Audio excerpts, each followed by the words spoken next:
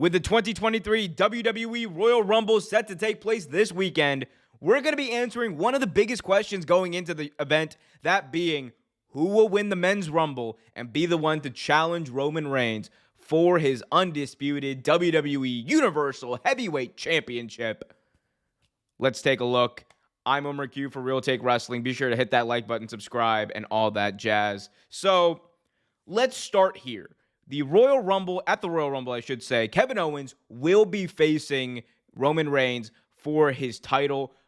They built this up. They've tried to draw back to Kevin Owens' history with Roman Reigns. Obviously, Sami Zayn has played a large part and a large role, I should say, in this feud. That being said, Roman wins, lol, so Roman's going to win that match.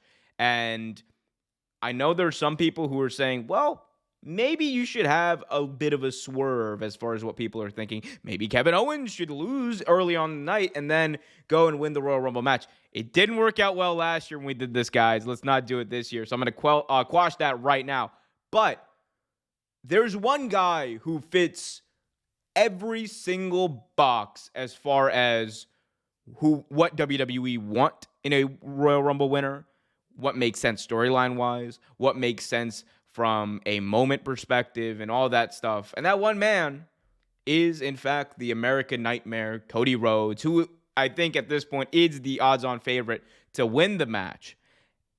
He's returning from an injury. We've seen the video packages. We've seen the vignettes of WWE chronicling his return to action and him talking about how he's ready for this moment. He's ready to bring championship gold to the Rhodes family, something that his father never got to do, something that Cody's talked about in his first ever WWE promo when he returned this past year. That's what he talked about. He talked about how his dad never got a legitimate title reign with that world championship, and he's here to claim that, not just for him, not just for his family, but for his father. He's got all the motivation, makes sense storyline-wise. The moment's going to be big because Cody Rhodes is one of the most over people in the company, and he's going to be when he gets back. Just when Kingdom plays, people will cheer. I grant you that.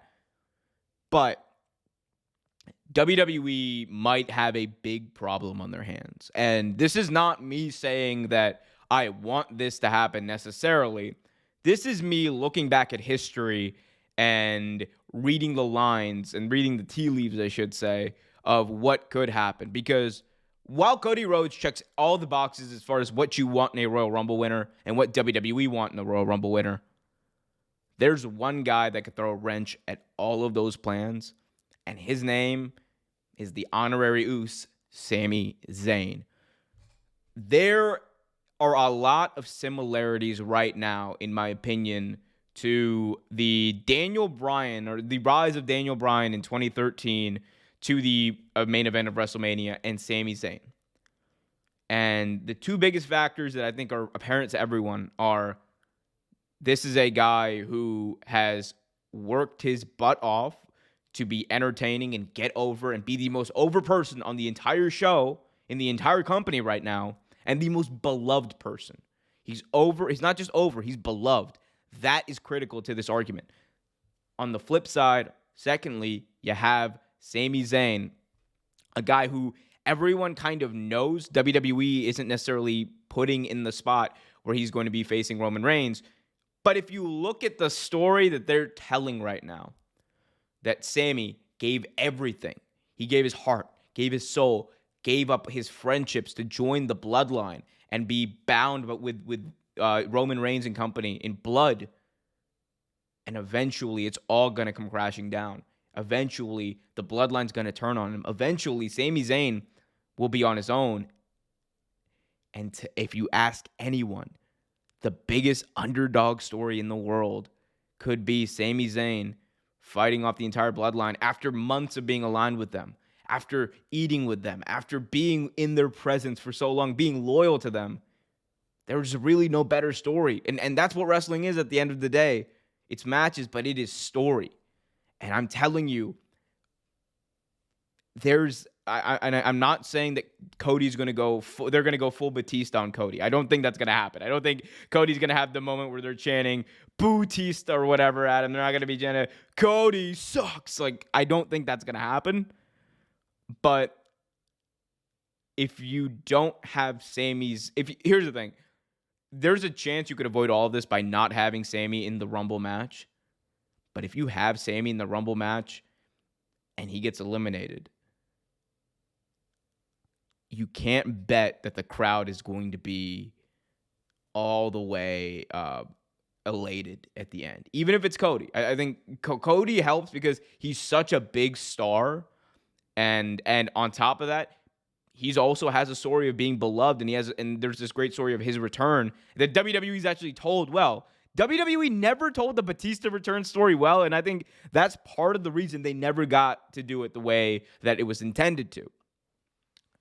But Sami Zayn right now is just on a different level as far as just how much the fans love him. They chant his name when he's not even on TV, and